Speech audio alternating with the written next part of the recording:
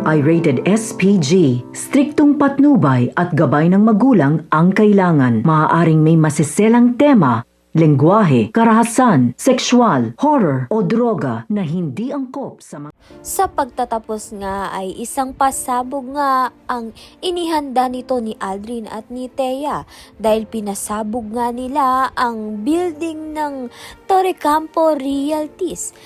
Bihag-bihag nga nila itong si Regina at si Marge. Samantalang itong ang si Regina ay nawawala na nga ng lakas upang takasan nga itong si Aldrin at si Thea. Kaya naman nga't nabaril nga siya nito ni Aldrin. Agad gang na maalam itong ang si Regina.